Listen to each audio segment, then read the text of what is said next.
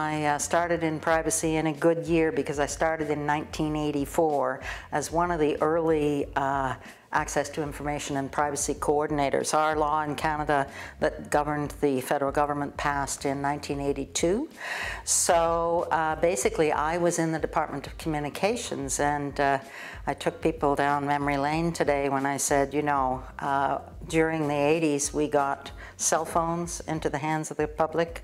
We got computers onto the desktop, if you were in an organization that was rich enough to buy the personal computers. Voicemail came in, all these technologies that had a preliminary impact on privacy. We were not talking about the internet back there in 1985. And it got me hooked. And when the Department of Communications was merged with Industry Canada, they were very interested in continuing a focus on privacy, which was a good thing because in 1991 the Europeans passed the European Directive, and that started a great turmoil over to legislate or not to legislate here in the United States and globally because of the transborder data flow blockages that would be caused by countries with data protection law that did not want their data going outside of their protection. So that's how I got hooked on it, and I think many privacy advocates and privacy scholars will say it's one of the most fascinating topics because it's endless. It gets more complicated and more complex as the technology develops.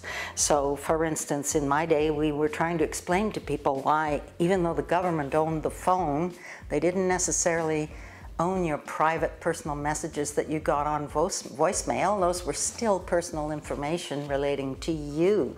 And personal data is not about ownership or the vehicle it's on, it's about who it relates to. It's the rights of the individual.